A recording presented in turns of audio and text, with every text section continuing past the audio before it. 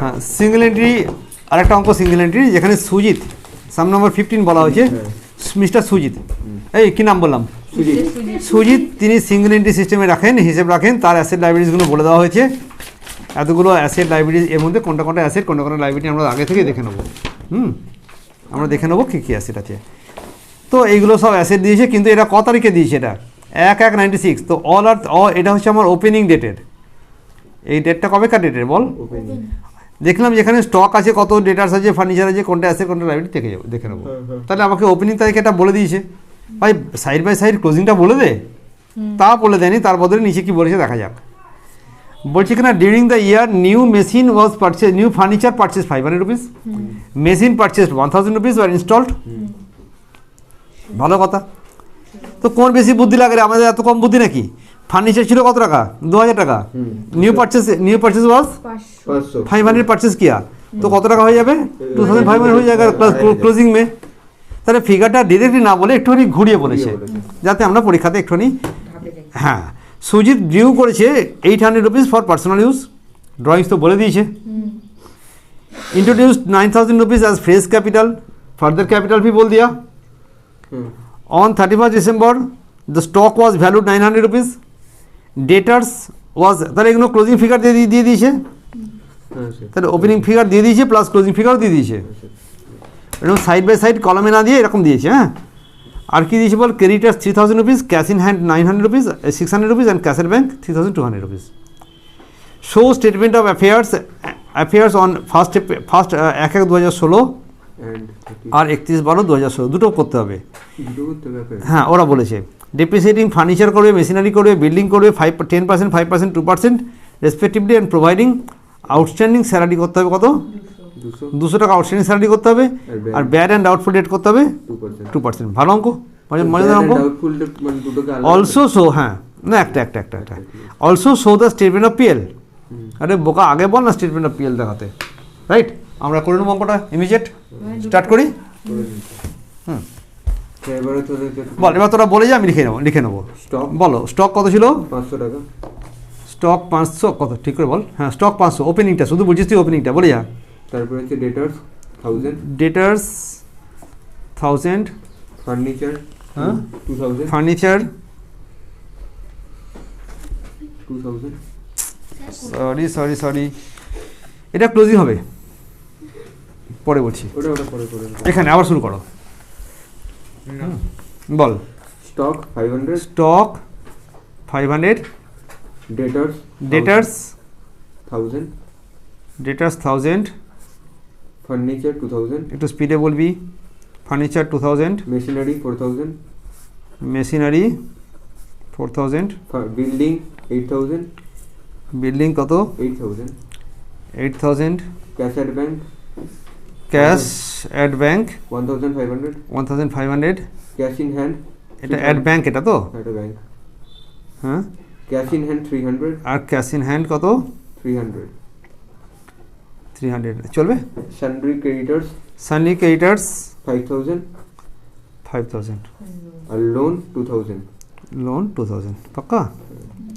এইগুলো তো আমাকে দিয়েই দিয়েছে, একদম ওপেনিংটা দিয়ে দিয়েছে। এর পরের লাইনে কি লিখলো? During the new year new furniture of 500, during the new year নতুন ফার্নিচার কেনা হয়েছে আরও 500 টাকার। তাহলে এটা কত টাকা হবে এখন? 2500। তাহলে এইখানে যে ফার্নিচার লিখছিলাম, না, এখানে 2500 লিখে দিলাম। এই ক্লোজিংটাতে ওখানে যাবে, একবারে তাড়াতাড়ি করার জন্য করছি, বল। And machine of 3000 were install, 1000 was install. তাহলে এখানে মেশিন আরও 1000 টাকা যোগ হয়ে গেলে এটা কত হয়ে যাবে? 5000 টাকা হয়ে যাবে তো। হ্যাঁ, তাহলে এখানে আমি লিখলাম মেশিন কত? মেশিন হচ্ছে 5000 টাকা। তারপরে drew from the business rupees, তাহলে এইটা আমি যোগ বিয়োগ করবো তো, এই যোগ বিয়োগটা করবো তো আমরা এক সময়। তার মধ্যে ওরা বলেছে, তাহলে এখানে কি লিখবো? নেট অ্যাসেট আসবে তো, একদিন আসবে না? আসবে না, ক্লোজিং আসবে তো। নিয়ে এদিকে ড্রয়িংস আসবে। আমি একবারে লিখে নিচ্ছি ফরম্যাটটা। বলো, 800 রুপিস ড্রয়িংস হলো। বল, এখানে নেট অ্যাসেট ওপেনিং আসবে, नेट एसेट बीडीते আসবে, সরি बीडीতে আসবে, ওপেনিং वाला कुछ तो आएगा ना इधर, এখানে কিছু আসবে তো। তার সঙ্গে এখানে কি লিখলি? and introduce fresh capital তাহলে ফার্দার ক্যাপিটাল কত? 9,000. ফার্দার ক্যাপিটাল হলো আরো 9,000. 9,000 টাকা। চলবে? আর কি বলেছে? On 31st December, stock was valued at 900. এবার 31 তারিখে গল্প বলছে, তাহলে স্টক কত আছে? 900. মানে স্টক আছে কত? 900। 1300 টাকা। তারপরে বল, না স্টক ভ্যালু 900 টাকা। আচ্ছা, ঠিক আছে। তারপরে Debtors on opening account. তাহলে এখানে আমি স্টক 900 টাকা লিখে দেবো, একবারে দুই জায়গায় লিখে দিচ্ছি। Debtors on opening account. ডেটার্স কত? 2,500. 2,500 And creditors 3,000. 2,500 পাক্কা? এটা এখানে লিখতে ভালো করে লিখি। হ্যাঁ, ডেটার্স কত? 2,500. 2,500, রাইট? And creditors 3,000. ক্রেডিটার্স কত আছে? 3,000. ক্রেডিটার্স হবে 3,000। তাহলে Cash in hand. এখানে দাঁড়া, এখানে একবার লিখে নিচ্ছি, পরে কপি করে পিস করতে গিয়ে অশান্তি বাড়াবো কেন, আরও তাড়াতাড়ি করি। পরীক্ষা হলে আমার 2 মিনিট বাঁচলে অনেক লাভ। তারপর বল, Cash in hand cash in hand কত আছে? 600. 600। Cash at bank 3,000. দাঁড়াও, ক্যাশ ইন হ্যান্ড লিখে দিলাম, কত? 600. হ্যাঁ, Cash at bank 3,200. Cash at bank 3,200. 3,200 হোকা? 3,200. এখানে 3,200 লিখলাম, দুই জায়গায় লিখে দিলাম। আর কি আছে? এবার show the statement of affairs on 1 ওসব কত? ওসব হলো, তারপরে কি লিখেছে? Furniture and machinery and building 10%, 5%, 2% per annum respectively. তাহলে তিনটে ডেপ্রিসিয়েশন বার করতে হবে না? হ্যাঁ। ওয়ার্কিংসে তিনটে ডেপ্রিসিয়েশন বার করবো। বলো, ডেপ্রিসিয়েশন অন কি বলেছে? ফার্নিচার, ফার্নির উপরে কত পার্সেন্ট বলেছে? ফার্নির উপরে ওই বলেছে 10%। At the rate of 10%, right? করতে পারবো কি করতে পারবো না? ও ফার্নিচার প্রথমে কত টাকা ছিল? 2,000 টাকা। 2,000 10% কর, কত হলো? 200 টাকা।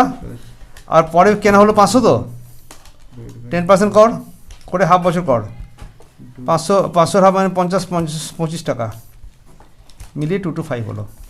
এই যে 225 হলো, হ্যাঁ এটা 225 হলো। তো এই 225টা আমার কাছে আমি কি করব? ফার্নিচার থেকে লেস করব। ফার্নিচার থেকে লেস করে, ফার্নিচার থেকে লেস ডেপ্রিসিয়েশন 225। আর এইখানে হচ্ছে আর এখানে হচ্ছে এখানে ডেপ্রিসিয়েশন অন ফার্নি 225। স্যার এটা অ্যামাউন্ট আসবে 2275। এটা হবে 2275 হলো। সেম ওয়েতে বাকি ডেপ্রিসিয়েশন করবো। বলো আর কি আছে? অন কি বলেছে? মেশিনারি 5%। অন মেশিনারি হবে কত? At the rate of 5%। 5%। Machinery প্রথমে কত ছিল? 4,000 টাকা। 4,000। তাহলে 4,000-এর উপরে 5% মারবি।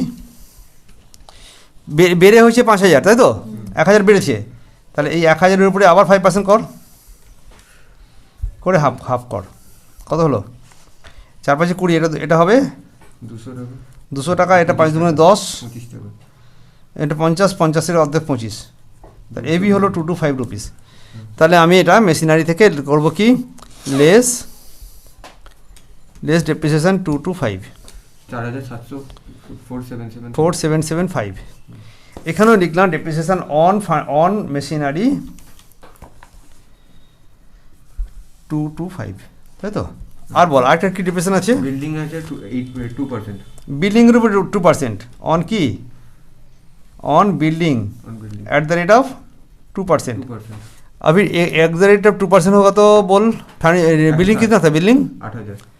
बिल्डिंग था 8,000 इंटू 2% কত হবে? 160। 160। তাহলে এখানে আমি লিখলাম অন বিল্ডিং কত? 160 টাকা। 160 টাকা, রাইট? এন্ড একটা অশান্তি করলাম কেন? এই বিল্ডিং তো এখানে নেই, তো ওই জন্য তো ক্লোজিং। তা মনে করো ওপেনিংয়ে কিছু থাকলে সেটাই that will prevail in the last date. কিছু না থাকলে লোন কিছু আছে এখানে, কিছু বলেও নি, তাহলে ওটা প্রিভেল করবে। এটা যেন ভুলি না, এটা এখানে প্রিভেল করছে, এটা দ্যাট উইল প্রিভেল দেয়ার, এটা ইয়ে ইধার চলে যায়গা। স্যার এটা এখানে লিখবো? তাহলে এখানে আমি একটা লিখতে হবে তো, তাই না? ঠিক আছে। বিল্ডিং কত টাকা লিখবো? 8,000। 8,000 লেস কী করবি? 160। ডেপ্রিসিয়েশন 160, 7,000। হ্যাঁ, পরের পয়েন্ট কী আছে বল? আমরা বিল্ডিংয়ের উপর 2% ডেপ্রিসিয়েশন করে নিয়েছি তো, 160 টাকা এই পর্যন্ত ডান।